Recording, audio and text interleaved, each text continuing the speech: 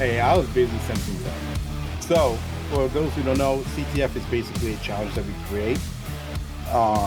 Capture the flag kind of style. We created to kind of like just test the limits of what, not test limits, but to test different theories, concepts, and how you look at things. For ours is just a basic crypto challenge that goes from really easy to somewhat hard. I mean, none of them is really like rock solid hard because when I did that the first year, no one actually did it, and people got confused, and it was a lot of fun of people going, "I don't know how to do this," and I'm getting lost. So we kind of tailored it down to make it more entertaining and fun. So with that said, why don't we do some intros with our guests first? Go ahead, Lurker. You want to introduce yourself? Yeah, sure. I'm Lurker or Nathan. I've been in information security for about 8, going in 9 years. I've mainly focused in incident response, analyst work, dealing with, corporate incidents and issues that come up. Your phishing to malware events, things of that nature. Um, I've been with my current company for like about 6 months or so, and that's kind of where we heard about the challenge from. Was my management kind of dropped it through the grapevine, said, "Hey, here, if you guys are bored this weekend, you guys should check this out." So, was really happy that that got in front of us. It was definitely a fun challenge. So, thank you guys. Okay. And then we have TVicory. Victory? I cannot pronounce that. Yeah, no worries. I also go by Trey. Yeah, and like Nate, I been in security for not quite as long, about 5 years. I started in NIT before transitioning over to cybersecurity. Currently work at with Nate and Nunzio as in a separate division for attack service management. So not quite in the operations game, but enjoy it just as much. All right. And finally, I'm going to butcher the name again because I cannot pronounce certain letters. Not sorry about that, but hey, it is what it is. Xamaracer. Yeah, no offense taken. Xamaracer. You can call me Nunzio. I have about 5 years of cybersecurity under my belt. Right now, I work under Nate, security analyst for a company, and I've only he poached me from my last position, so I haven't been here long. But I got an inch deep and mile wide in terms of incident response experience. So, given that perspective, I think helped my two friends out here a little bit in the CTF challenge that you guys proposed and put forward. Okay. Well, let's talk about the CTF challenge. So the challenge was 5 levels. Wasn't nothing complex. And we're not going to go and give out any spoilers. So if you still want to do the challenge, go ahead. It's at trimarc.challenge. Wait, challenge.trimarcsecurity.com. Hey, sorry. I only build the site. I don't build the domain names, technically. You got there. Go You ahead. got there. Yep, go ahead and do it. There's 5 challenges you go through, and they go progressively harder, in my opinion. But I was told by Lurker and some others, and I think Jake too, that the second challenge is probably the hardest of the 5. But again, it's not really. I don't know. In my opinion, I don't think it's that much harder. But let's talk about it. Like, what were some of the things you guys learned in the challenge, or what was some of the fun stuff, or stumbling blocks you heard? Yeah. Hey, before So you jump into that, I got a question too. Here, I tried to Can't just have questions. I have questions. No, you guys yell at me for not talking enough on this shit. So, were any of you guys actually on-prem? Were you at BSides Charm, or was your management at Charm, or did they just see it like on Twitter, or like how did you all find the challenge to begin with? I believe it was a Twitter feed. None of us were on-prem, unfortunately, because I've only heard amazing things about B-Sides overall, but I've never been able to attend one myself. Cool. I've got more questions, but we'll let you talk about the challenge. Yeah. So obviously, I will avoid any spoilers or information. So yeah, I think the interesting thing about it was, at least for challenge 2 of the Charm challenge, Trey and I were banging our heads against the wall for probably about an hour or two, trying to figure out what the hell is going on. And sorry, is language okay to a degree? Yeah, you Okay. can. Just don't say the don't say fuck or ass or any of those things. But other than that, Okay, yeah, we'll avoid those specific words. Yeah, we'll keep it TOS friendly, of course. We know how Twitch is.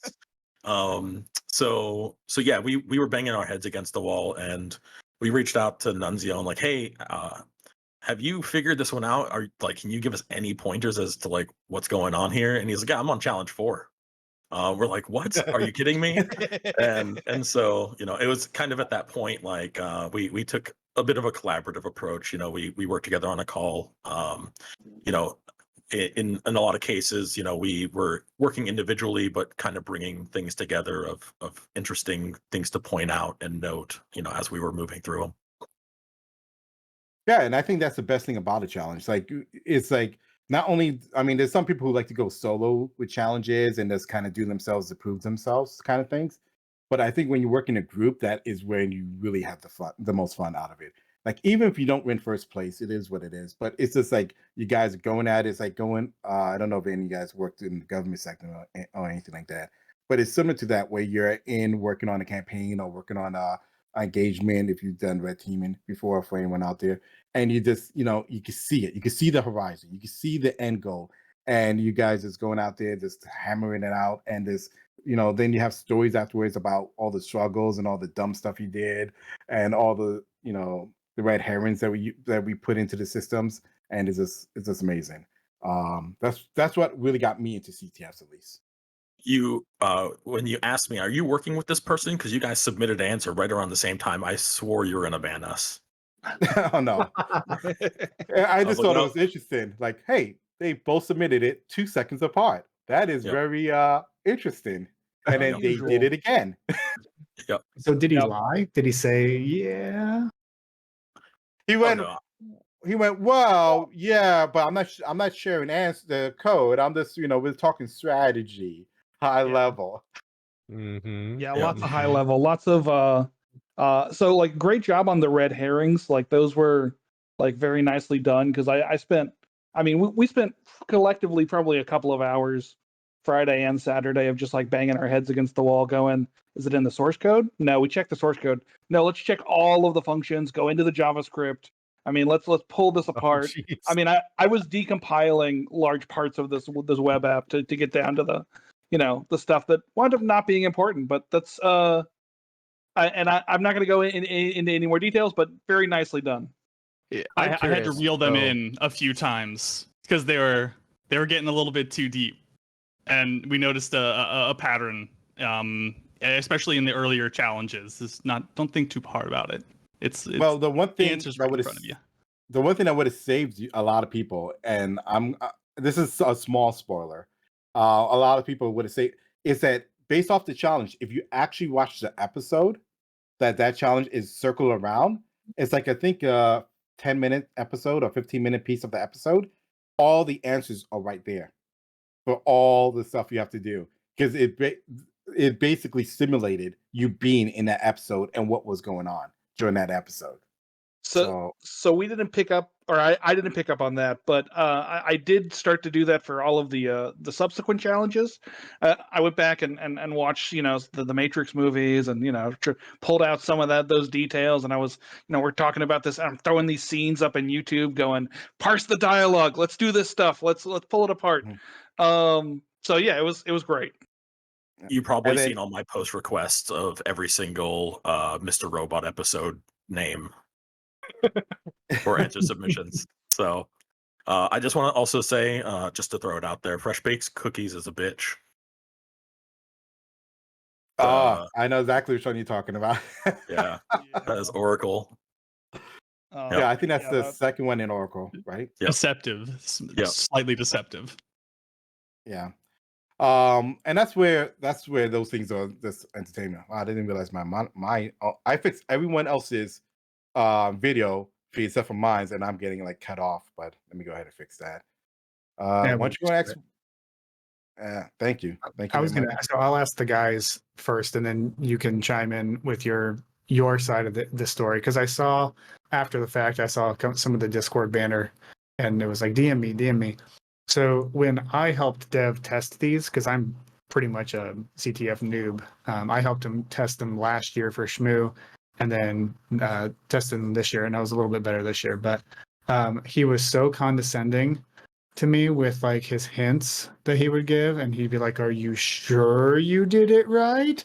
And like he would think he was being helpful, but he was not being helpful. So was he better at hints for you guys than that, or was he also kind of a dick? So I think I'm the only one that could directly speak to that. Yeah. I don't know if you guys had conversations with Dev directly, but I honestly like I just want to speak to this, that one of the things I think we tend to have a bad habit in, especially in security and information technology as a whole, is information gatekeeping. Understandably, with a CTF, we don't want to give direct answers, but like provide some level of general guidance. But I hate it, and this is not the case here by any means, but when people are like, go figure that out on your own, versus providing some level of mentorship, right? Try harder. Try harder, right? Right. I Yeah. mean, it goes back to OSCP, right? Try harder, get good. It's Mhm. a mentality that is kind of pervasive in cybersecurity, and that's the nice part about a CTF is you can kind of break down some of that and really get hands-on familiarity with tools. Really start to look at a design process. And how does that impact the choices that are being made. So yeah, very absolutely. I didn't have any toxic hints or bad guidance, but it was nice to have the Discord as an option to say, hey, can you check this? Can we confirm that we're at least not spinning wheels here? And I think Neo was unsolved because I think we essentially QA'd the final answer for that last challenge, because there was I believe There was a space. There was a space. Yep. So we're like, hey, we're not getting this, and there was issues on both sides. So there was an issue with enumeration on our side, and then also an identified space within the answer that shouldn't have been there. So but go ahead. No, with that said, one thing I love to do is put more programming challenges into the CTS. But when I did that the first year, I was told that's too hard for people, and that the programming challenge could get a little bit like too messy and make it really complex for people. Do you find the programming challenge to be kind of a roadblock or something that was a mile high to overcome? So I'll say this: I definitely utilize ChatGPT to help me create a number of those code blocks. It's a wonderful tool for us that don't live in code day to day. Wait, hold on. I gotta take away your first place trophy. Give it to ChatGPT. Yep, no worries. Go for it. I did also rely heavily on Trey, who is a much better programmer and thinks that way more so. So I'll toss it to him on that. I was gonna say, Trey, you did operations for a while, right? So that's kind of scripting. I did IT. Yeah. I started with a scripting background. Done a lot of hack the box. So I mean, there's learning to leverage those tools is an important part of cybersecurity, and I think being a security practitioner in any instance can benefit from that. But you do kind of force people into a kind of pathway where maybe there should be an option to programmatically discover this clue or solve other challenges to get to the same information. And that's when you only have 4 or 5 challenges, that may be kind of out of scope for this stuff, but it's nice to have those options for people that are newer that don't necessarily have the programming chops to quickly and responsibly iterate over a script to throw a bunch of requests at a web server. Because that was the other thing too, was we weren't really sure, hey, are we going to be banned for throwing 1,000 requests at this web server? Are we gonna take it down for everybody else? So I think maybe just like a heads up that like some of this stuff is going to be programmatic and done through a CLI is probably a good disclaimer just to get people in the right mindset. But I mean, I loved it. I thought that was a great challenge. That was probably, I think, the most fun we had with a challenge was working through that one. Yeah, all the tools that you guys provide right off the bat, very helpful. Even as an analyst, I hadn't seen over half of those tools. And you guys did put the disclaimers, like pretty much all of these challenges can be done through these tools itself. So providing those right off the bat, I think removes a lot of the fear of like, oh well, do I have everything that I need in order to actually solve this? It's all laid out right there in front of you, so you can actually tackle the issue at hand, instead of worrying about what you're missing. That was actually one thing that I had I complained about, is like those tools at the beginning are kind of a red herring because you don't really need them to even solve anything.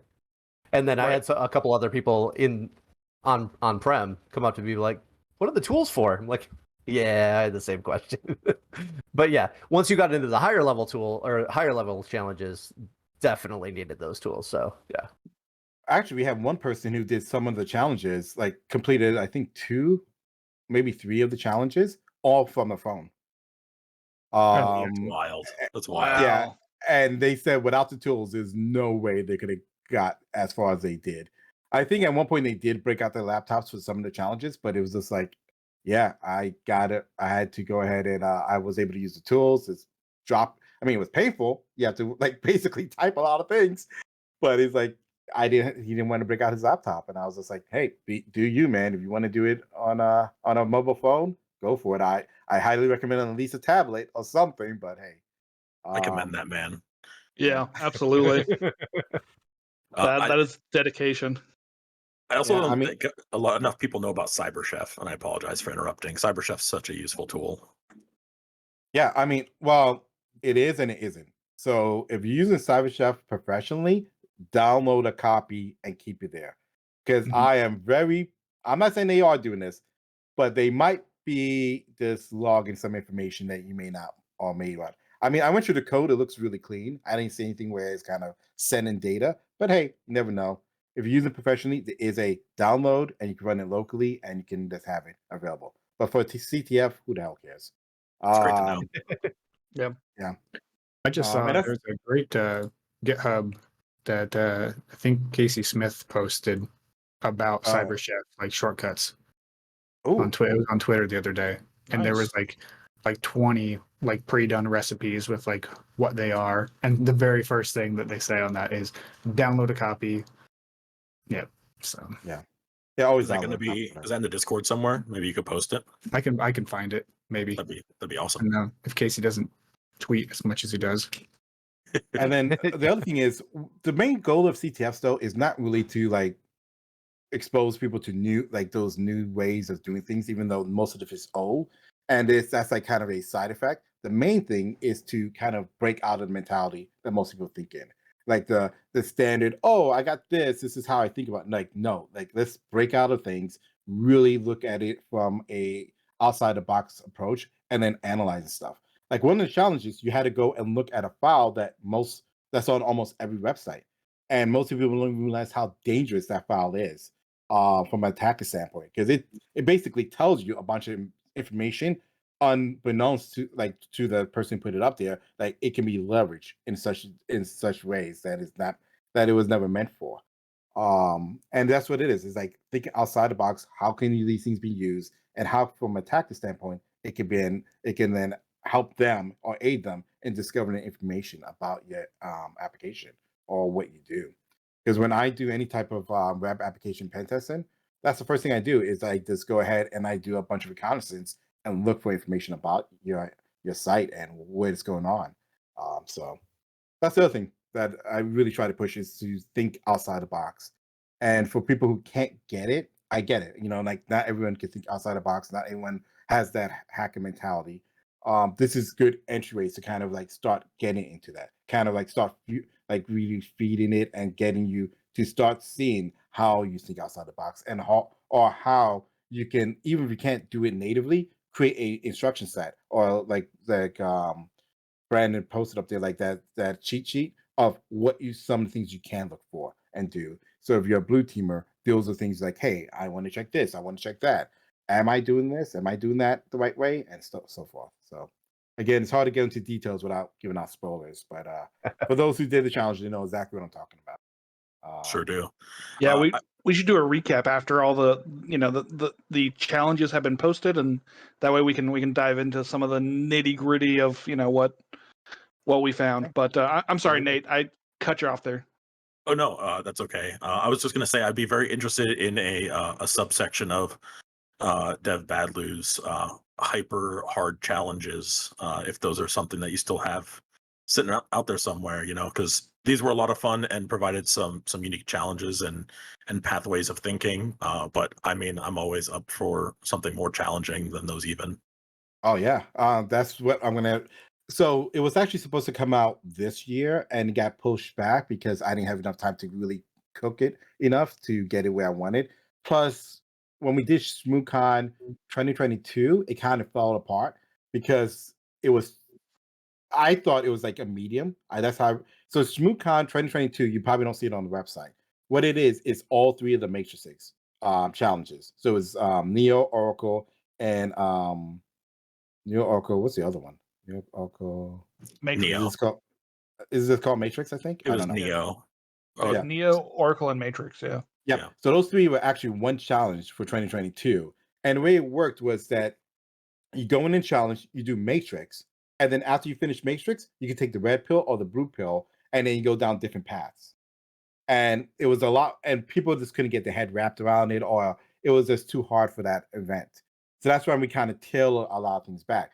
But after that one was supposed to be another one called Whopper. So that's from Chuck, shall we play a game? What's it called? War Games. War Games. Thank you. It was from War Games where it was the interactive console, and it basically it was like telnet into it, and you got to do all kinds of complex things within there. But after seeing that challenge kind of fall apart, it's kind of like, ooh, maybe that's too far and too hard for people. But War Games was supposed to be the next one, and it was supposed to be you get in there, you basically it's all web based. You're gonna like have a console, you tunnel into it, and then you got to decipher a lot of the logics in the functions, and you have to do all kinds of not brute forcing, but password hashing, reverse password hashing, and stuff like that. It was a lot of that stuff, and that's why I took it tailor back. That just sounds Do you have that exciting. available somewhere that we can? It's actually in the challenge. It's actually there. It's just commented out the code.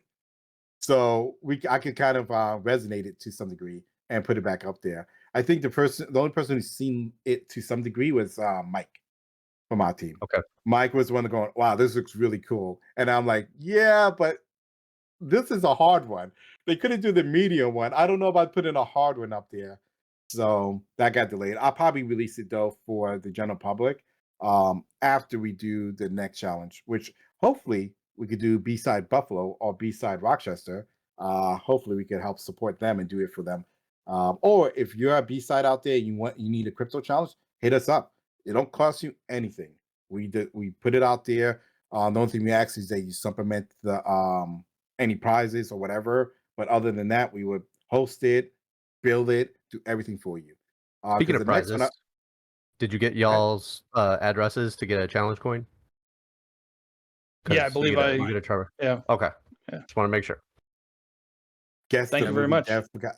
Thank you, Beto, for that statement. But the next one is actually going to be Heroes. So I know it's not a hacker movie or anything, but I really like I really like season 1 of Heroes. Save the cheerleader, save the world. Is that Yeah. what we're talking about? Like how Okay. you specified that you liked season 1. That's the only good one. Only season 1. Just Only of season course. one. Yeah, after that it went downhill fast after season 1. But season 1 was amazing, and it's going to be based off of season 1. It's still it's still in my head. I got to kind of like put it out there, but it's going to be based off the villain. That's a little spoiler, little hint. It's all about the villain because he's my favorite character of all in Heroes, season 1, and only season 1. They really should make another season though, besides Viper? season 1. Right? Oh. So, yeah, you're right. Yep. Yeah. Yeah, they should. It stopped like abruptly too, right? And then they were talking about doing a movie. Wasn't that a victim of the last strike? I think it got writer strike. That makes sense. Probably because they did make I think. reboot. They rebooted it. There was It was talks of having like a movie. Heroes Reborn came out, Oh yeah, but no but one. did they It was actually garbage. they didn't pick it up where it left off, though, did they? I don't know. I never seen any. After season, Yeah. I literally only saw. I saw all the. Okay, I did see all the Heroes episodes because I'm an idiot, but I refused to see Reborn after that. After I Mhm. saw where they went with the circus or some, I don't even know what the hell they were doing. It just went, what were you guys thinking? You had such a great season 1. How do you flush it down the toilet that fast? But they did. So, do you have any tips or for anyone out there who wants to complete the challenge? Lurker or I cannot pronounce your name. All good. His name's Trey. You can just say Trey. I Yeah, would have Trey. I should have changed it right now to Trey on the screen. Yeah, that's fine too. But Um, any tips for anyone out there? I think Nunzio wants to say something. He's gearing up for it. No, he's like, you Nah, put I'm me out just there. enjoying the show. So tips. I would say, look very closely at what's being presented to you, and that's kind of like ground rules for any CTF, but like especially this one. Don't be afraid to just try the simple things first, and that seems kind of really rudimentary, but for people that like to dive in really deep really fast, that would have saved us a fair amount of time. And pay really close attention to how the answers are kind of derived from the clues, because some of those things can help you make the leap on the next challenge. Not necessarily the information, but like how you got from the clue to the answer or the password. So that would just be some good general recommendations. Yeah, you nailed it. indeed. I would say if you're starting to look into file header formation, you've probably gone too far. Yeah, we were pulling apart a GIF and like pulling it down to like hex information, and I know exactly which one you're talking about too. Yeah. Mhm. So it is now ingrained in my memory the hex values for how a GIF header looks and how to specify its settings. So wonderful. Like I think that's an interesting thing though to touch on. So I think in any CTF there's something you'll walk away with that you didn't come to the table with, right? So I think that there's a lot of value in that. But yeah, overthinking. If you feel like you've gone too far, then maybe you have. Take a step back and reapproach. Start from step 1, figure out how you got to step 2, and then maybe you'll figure out how to get to that step 3. So that would be probably my advice. And if it's okay, I have a question for you, Dev. Go ahead. So obviously you're kind of the mastermind of these CTFs, and so as you're putting them together, I'm sure you have very specific ideas of solving methods. You have to kind of think through the steps, for each challenge individually. What's kind of your thought process as you're building them out? From determining what you would consider to be easy to what you consider to be hard, and then trying to think on a broader mindset of what's actually easy for somebody else that isn't me versus what's harder, right? Because some things that come naturally to some of us might be harder to others, and Yep. vice versa, right?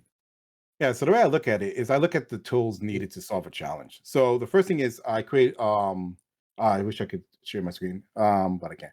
But I create basically it's like a square with 2 blocks on the top of it, right? So it looks kind of like a pixelated Mickey Mouse if you think about it. So the 2 blocks on the top, the square base in the center basically talks about what the challenge is and what is it that the theme is about, and what is like how is it hidden and all this other stuff. Where the top right one talks about the strategy on solving it, and that's what I pay the most attention to. Because the strategy on solving it really tells you how complex something is. So is it something that is well known, a toolkit or a tool set that's well known? If it is, that kind of marks it down closer to easy versus hard. Whereas like, oh, this is a niche kind of tool that you've never seen in your life before, unless you've done CTFs for the last 5 years. And that's how I can gauge like how hard it is. And then after that, I then look and see, I try to get each challenges progressively harder, right? Um, but I got to balance that with not only being progressively harder, but also fit into a theme. because unlike most CTFs out there, I try to make CTFs that are all theme based. Like it has one theme, it has a storyline it's following, and it's trying to stick close to that storyline. So that way, if you've seen that movie, you've seen that TV show, you kind of feel like, okay, I know exactly where they're going with this movie or how the movie is going. At least I try to follow that as close. So sometimes the challenge hardness will take a step back to where the theme is in as it plays out within the movie or the TV episode. But that's how I gauge it. I look at the tool sets, I look and see what's involved, and I look and see what kind of background someone would need to solve this. So I do that kind of mental equation in my head to go, well, you're gonna need to know how to use CyberChef. You're gonna need to know about hashes, MD5 hash. So CyberChef, MD5 hash, and then maybe I would throw in there a little spice in there of like maybe once you do the MD5 hash, you then got to go and take that value and then maybe decipher it another step or do another thing into it. So how easy is this for someone to do and figure out? And that's how I gauge it. So it really is based on my own personal opinion. But that's why I try to get, and I use the word try really like capital letters there, try to get people in our company to kind of do the challenges to kind of give me some feedback. Like, wow, this is really hard. Oh, wow, this is crazy. Oh, this is way too easy. And I have to kind of be careful who I choose with that, right? Because I have someone who's the same mindset of me. Oh, this is all easy. Yeah, I get it. No problem. And then you end up with something where people are just pulling their hair out.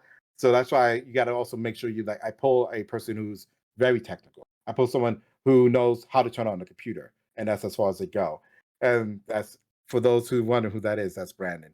Oh, I thought it was me. Jake's the one without his hair. All right. Yeah, I was gonna say we're in that club there, man. Yeah, they know how to already pulled it all out. Yeah. And then there's people who also like how much cybersecurity experience do you have or knowledge you have to then also engage with it. The one things I try to stay away from is doing things that are gimmicky or that is like, oh, I want you to spend the next 30 minutes going through a Twitter post to look for the following things and then kind of like really do like a deep dive analysis. I seen that at DEF CON and at some other ones, and I hated those. Like because the thing is, it basically, if you know the history of something, you automatically have an edge experience than everyone else. And it's not about your skill set; it's more about you just happen to know this fact. And I don't know. I try to stay away from those things so that way it's kind of an even ground for a lot. Yeah, of those kind of things that you're describing sound more like just a generic puzzle and not so much a cybersecurity related thing. Like if you're not teaching me a tool, if you're not teaching me a technique, like what's the point?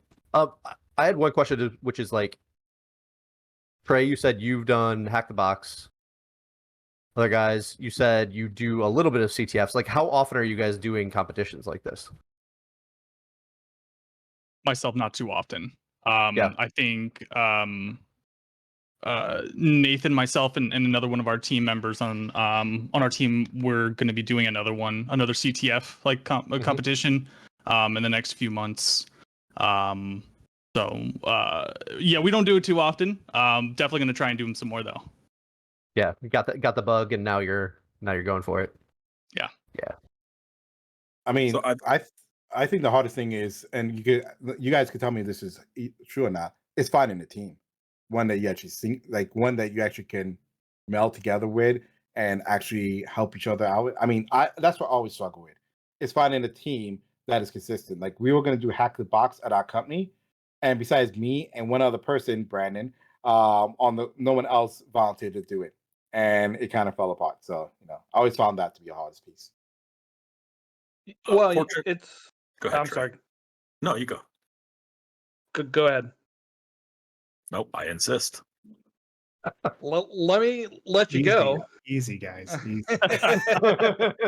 No. So yeah, I mean, I think finding people that you can communicate in like not a shorthand, but like you know each other's strengths, you know each other's weaknesses, really kind of helps kind of build that kind of CTF sort of team or bond. So yeah, it kind of pays to have a diverse set of backgrounds, especially doing this stuff. My first CTF was at BSides Tampa, I think in 2017. So kind of I do about 1 or 2 a year. Just find them, do a hack the box, do a Vuln Hub. So I try and do more of those than I do a traditional full CTF. But great, it's great practice wherever you can find it. I was just going to say that fortunately for us, I've known Nunzio for about 8 years. I've known Trey for about 6 almost. So we have kind of that long existing friendship. We get together every week and play tabletop games. So we kind of have a potentially unfair advantage, compared to other people. So yeah, it's way faster to go. This is just like that thing we did last time. Then oh yeah, let's break it down. Let's talk about cryptography. Let's you need an IV and a all of that stuff. So you guys didn't get the true experience of just walking into like DEF CON, be like, oh, there's a challenge. Let me find 3 other people and let's try doing this. And then you get 3 people, and then they're like, I don't know what I'm doing here. I just showed up for my looks. I'm like, oh god damn it. That's me. Classically, I just show up for my looks. Same. Jake, I don't know who you're talking to. So where are you guys based out of? Are you all working from home? You said you do tabletop games, so you must be relatively close to each other. Yep, we're all around like the Tampa, Orlando area. Okay. So yep, in Florida. Sorry to hear that, because summertime is coming up for you guys. It's so bad. Yeah, thankfully, air conditioning is an important thing down here. What I can't get over in Florida is the size of the bugs down there. Like, Jesus Christ, are they on steroids? What the hell? True story. No, man, you're not wrong. We have like most people have they're familiar with what a roach is. It's about this big. We have palmetto bugs. They're 5 to 6 inches long. They're bigger than your hand, and they will fly directly at your face. They have no fear. Yeah. The bugs do the same meth that the Florida man does. So. Yeah, it's actually a cryptid. We have it's a Florida native species down here. Oh, Yeah, I did not Florida know. men riding swamp puppies all over the place. Just it's a pandemic. We went to Disney last June, and I did not know what I was walking into. But yeah, 95 degrees and 90% humidity, just all day, every day. 99% humidity. Yeah. It was, So what they don't tell you is, like they built Disney in a swamp, and so it can be 100% humidity and not raining. That blew my mind when I seen that before. Like, how's it not like? Don't mean that it has to be raining? Nope. You would think so, but unfortunately, Florida weather disagrees. That is the nice thing about being in Florida. If you don't like the weather, just wait a minute; it will change. Oh yeah, I heard that. Give it 15 minutes. Yep. I mean, like it's going to be really nasty, and then it'll stop. So where are you guys located? Are you all all over the world? Local? All over Okay. the place. Yeah, we're so Trimarc is officially based out of DC, which is why Charm up in the Maryland, Baltimore area was kind of one that they tend to gravitate toward. And then we've got, of all of our employees, I think we touch like almost half the states, maybe. Like we're pretty well all over the place. Yeah, we cover all 4 continental time zones, no problem. I'm in Ohio. Yeah, Dev's New York. Brandon's in Illinois, but likes to pretend he's from Missouri. Or Alaska. Oh, because my Chiefs. Yeah, Chiefs. Yeah. Yeah. So one thing I wanted to see if you 3 were interested in is, do you want to help build the next challenge we do? That sounds like fun. Absolutely. Yeah, because I think that would be enjoyable. Yeah, and I could share my methodology, and then even if you guys want to start building your own challenges and stuff like that, because the problem that with a lot of places face is there's not enough challenge builders. There's not enough maze builders or whatever they call it. I can't remember the terminology for it. But there's not enough of them out there, and it's just for companies. That's the best way. Like I got into CTFs building by actually building it for my development team. It wasn't really like this, like the CTFs you see now. It was more of a bad application that you had to find your ways to hack. It's a vulnerable application you had to hack your way into and do different things, and you found different tokens within there. And then someone who found all the tokens got a like a free day off, non-PTO day off, and stuff like that. Second place was free lunch and stuff like that. So that way, encourage them to do it, but also it was meant to educate them on how to hack a web application without telling them you're learning how to hack a web application. So that way, it was gamifying the whole process. And I found that that was just a great way to teach people. They had fun doing it. It built team, community, like the morals went, morale went up, all that stuff.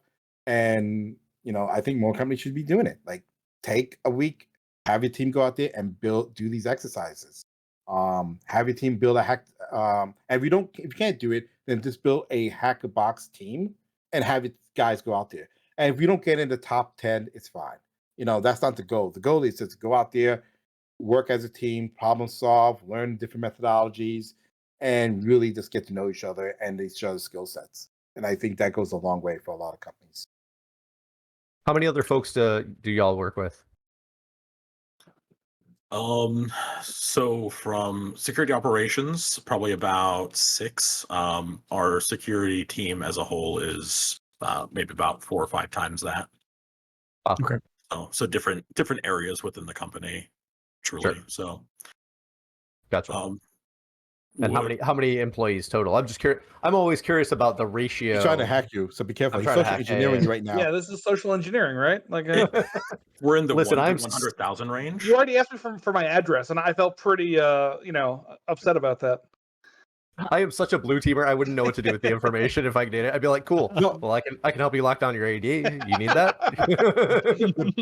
The best thing is when I asked Lurker if you want to join this call, he's like, "Oh, are you guys trying to sell me something? It's okay. I'll jump on a call. So you want to sell me something? Is this part of the challenge? Like you have to do this?" I'm like, "No, it's this show we do.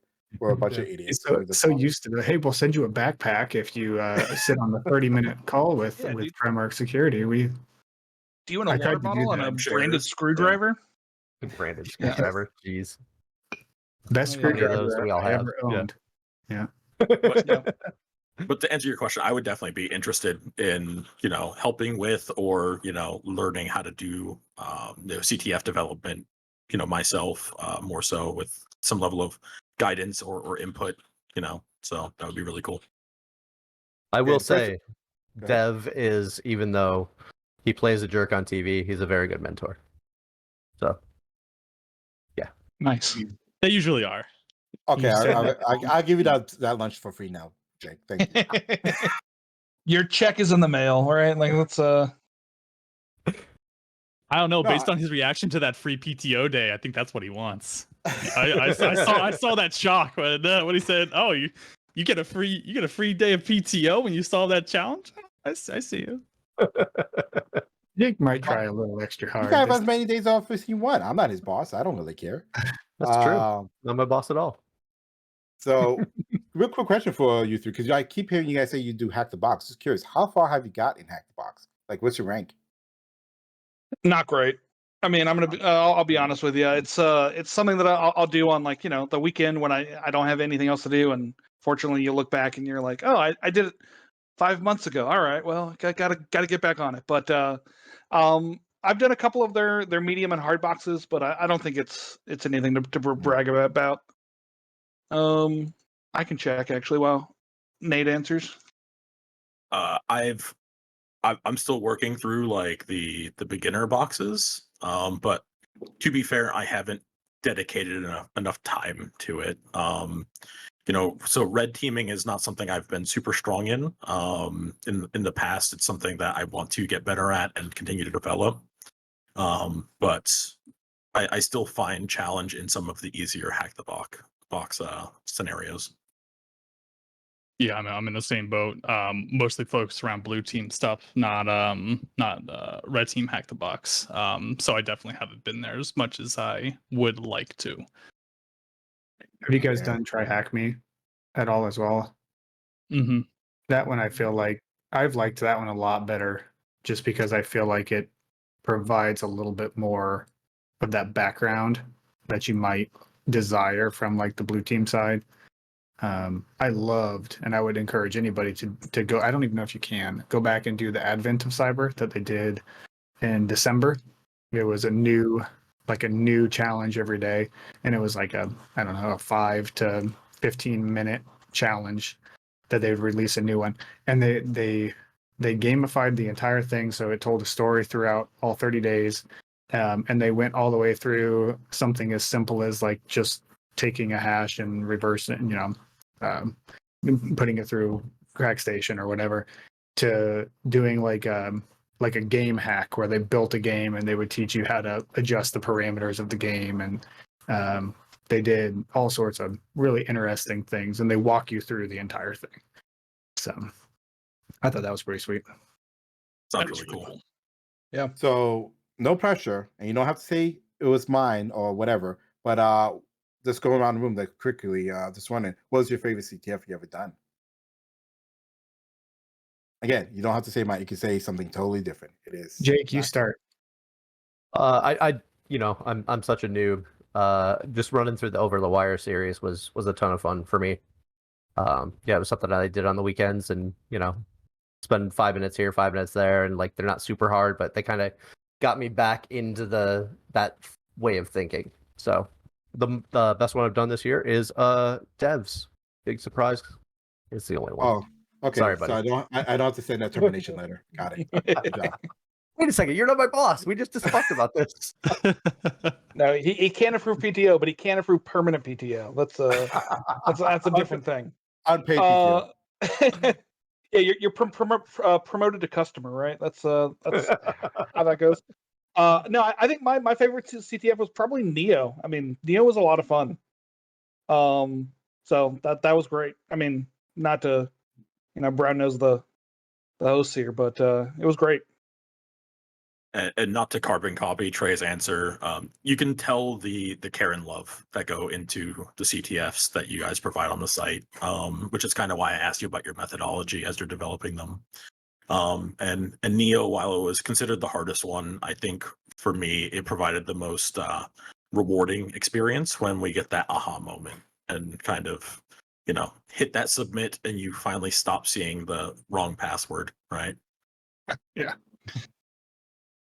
Yeah, I hate to be a mimic, but no, I mean your CTF is probably the only one I've done in a little while. But I think what I most like about it is like Nate said, the care and love that you put into it, but also like, you didn't have to go in and dig through a bunch of code to find the answer. If you dug too deep, and you started looking through lines and lines and lines, you're like, all right, something's not right here. Let me take a step back. You always put the answer, not really right in your face, but not deep enough to be like, just get lost in the sauce, so to say. There was a really strong adherence to theme that I think you also find in like the best escape rooms. Which is kind of a weird parallel to draw, but like I think there's a really strong connection between a good CTF and a good escape room, in that you come in with the tool, you're provided all of the tools that you need. You don't need to bring in any external knowledge, but some external knowledge can be helpful. Some of it can hurt you, especially if you go too deep or you follow a red herring. But yeah, I mean, I think that was really a testament. I like what you said about the CTF to escape room. Like, my kids really enjoy the theory behind the escape room, and they don't quite understand what a CTF is yet.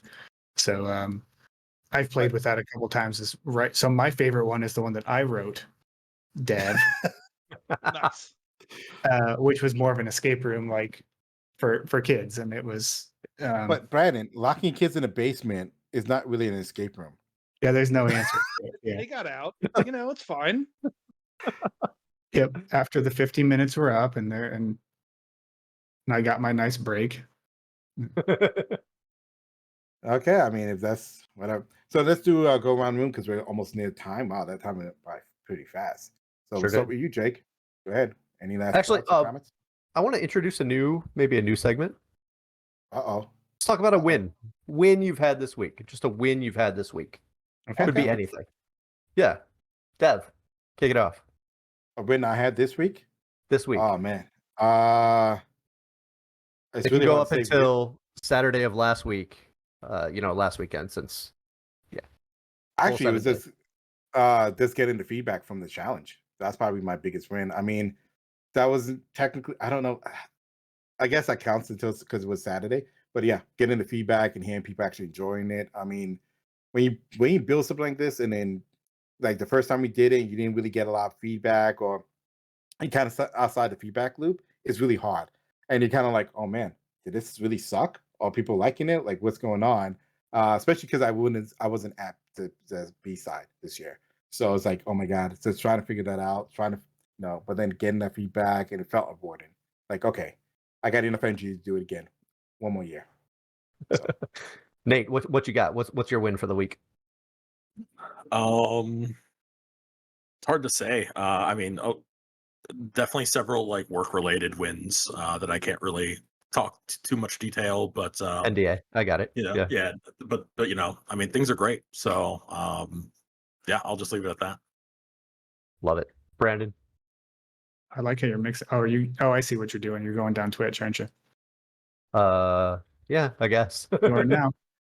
I've got two. I've got so work related one was, and probably Jake's the only one that knows what I'm actually talking about, is put together a document for a customer that kind of goes a little bit outside the bounds of what we usually do. So I felt good, humbled that I was able to provide that kind of insight. And then personal goal is I was able to get all of the boys on my son's baseball team a hit because I am an excellent pitcher, apparently. So I thought they played t-ball. no, it's coach pitch.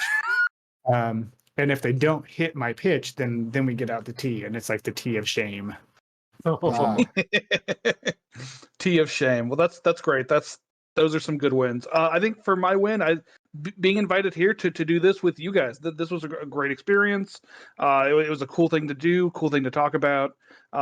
Definitely very much appreciate the ability to come on here and kind of shoot the crap with some other cybersecurity professionals, especially when you work from home. So it was very nice. So thank you guys very much.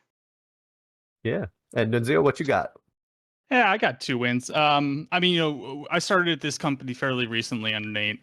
So, a lot of it has been getting accustomed to the environment and really getting up to speed. So, this week we've really focused on being like fully autonomous and working tickets from start to finish without too much intervention. So, I'd say that's a huge win, big steps forward. And I guess an outside work win, I replaced the battery on my motorcycle so I don't have to charge it like every time I ride it. So that's a plus. Huge win. Is it one of those batteries that's like almost 50 to 100 pounds each, and you got to put like 4 of them in, or is it? Oh no. I rode a sport bike, so it is a big. Well, it's a small battery, but it weighed like 30 pounds because it's a lead battery. I replaced it with a lithium ion, so it's like a fourth of the weight. Oh, that's Amazing. nice. I already know what Jake's win is. Oh, what's my win? You tell me. Jake got a brand new electric lawnmower that. Oh, I did. Oh, which one? The Ego Z6. Yeah, busted that out, and man, that thing goes way too fast, and I was like bouncing all over my yard. Yeah, my wife got an electric lawnmower last year, and she loves it. Dude, it's awesome. Yeah. Yeah. No, I was gonna say my win was actually getting Jim Sakura on our team to actually go speak last Saturday at BSides Charm with me. We spoke together on stage, and go ahead. What? You dick. Who are you talking to? Me? What? No, Dev said, "Are you talking?" Oh, I hear you. Okay. So Dev can't hear me. All right. Screw No, him. it was getting Jim to talk, and then getting just a really positive reception from that. Like, we had people come up to us while we were eating, like, "Oh, your talk was so great." I'm like, "Cool, leave me alone. I am eating." Yes, exactly. Yeah, super fun, awesome. Good segment, Jake. Thank you. Hey, yeah, I thought of that this morning. So, hey, there's another win. With that said, I That's a think good that's segment. We take the end, those. 'cause my headphones is cut off. I think the battery died. So that was fun. I have no idea what anyone's saying right now, so I might be talking over everyone right now, which is amazing. All right. Well, we can kind of hear you. So here, the hand This is signs. so This means amazing to play us go, out. go in depth Play us into, into it. But anyway, we got to go. So Peace.